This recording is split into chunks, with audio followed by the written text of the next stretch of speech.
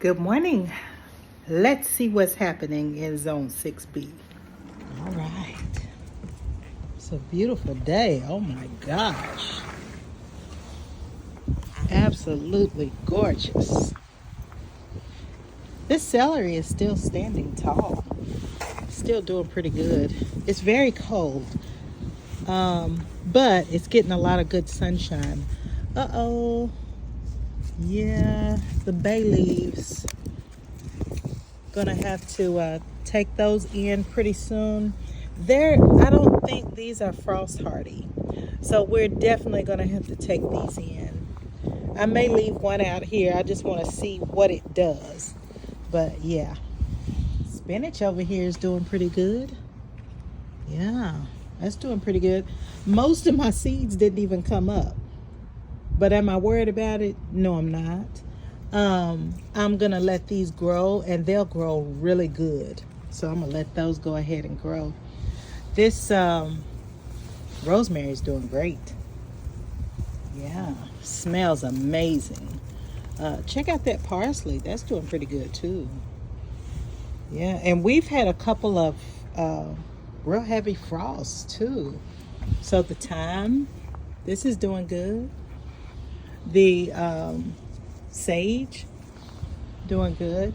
Now this bed we went ahead and covered with mulch, or not mulch but compost. Compost is our mulch, but we also grow in it. Okay, that we'll leave that over the winter into spring, and then we'll plant it. You see what that looks like, right? It's pretty dead, but for some reason I like the contrast. See the brown up against the green. Oh, it's gorgeous.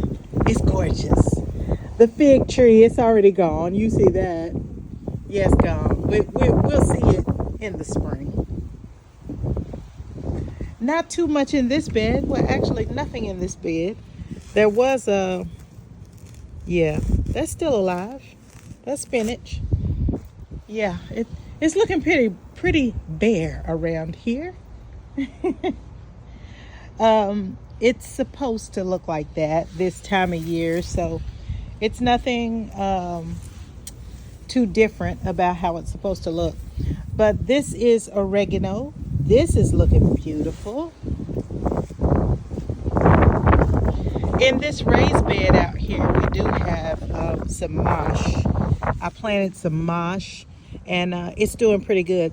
Now, mosh will definitely last over the winter. So, you know, it's definitely something that you may want to plant. Out here, as you can see, we have the banana trees cut down, and what we'll do is we'll put leaf mulch on that. So we'll put leaves all over this, and then we'll cover it. Okay, this is my dried up berry tree, blackberries, but we'll see them back in the spring. Cover this with compost also. This is our mint. That'll be back in the spring. This is a cabbage, and that's doing okay.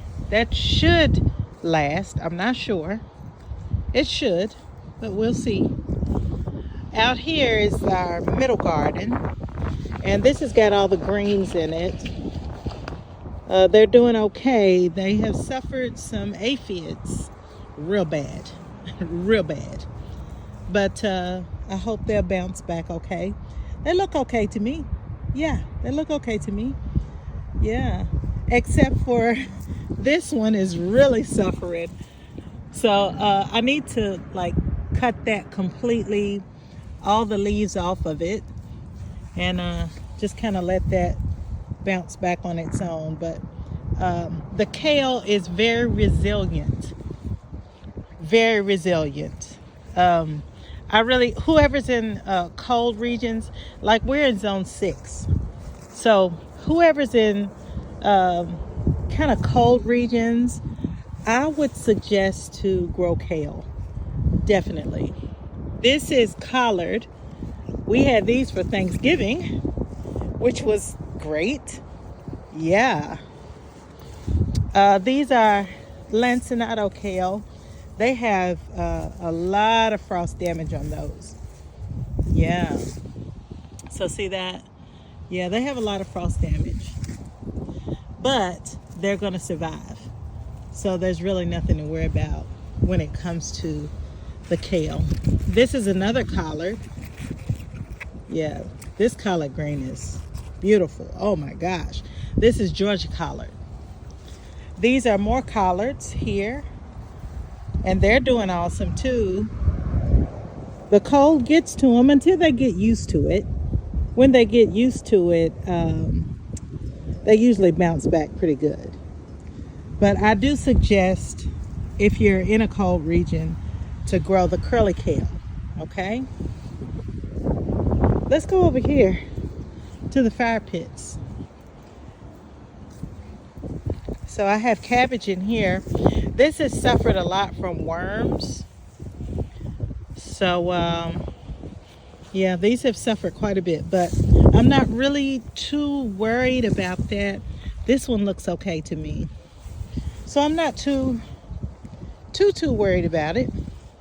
I just praise God for what I have. These onions are doing well in here, but all the cabbage and stuff has suffered a little from the frost. So I do have Brussels sprouts over here, and they're doing good.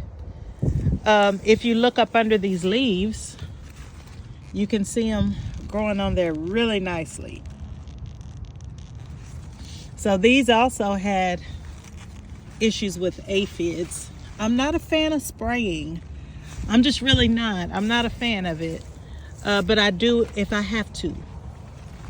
So these Brussels sprouts are looking really good. Yeah. This one has none on them, so I think I'm just going to pull that one because I don't think that's going to get any. But these three, they all have Brussels on them. So that's a good thing. These, I have not cut these down yet, but these are my okra seeds. So I need to go ahead and pull those, take those off, get those in the house. There's another cabbage there. A lonely cabbage. This is my apple tree. This is, that gave us 2 great apples last year. Well, not last year, but back in the summer. This is my other apple tree. Gave us some good apples last year. My little greenhouse that I have leaves built up. I don't have anything in my little greenhouse. Not yet. And back here in the cut, we have compost. So we just turned the compost, so we started a new compost over here. But this is our old compost under here. And it's doing great. Look at that.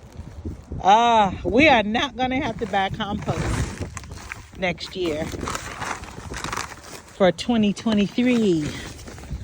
We are not going to have to buy it. So, yeah, wanted to show you around the garden. It's November. Tomorrow is December 1st. So it is cold. Thank you so much for watching, and I will see you very soon. Bye.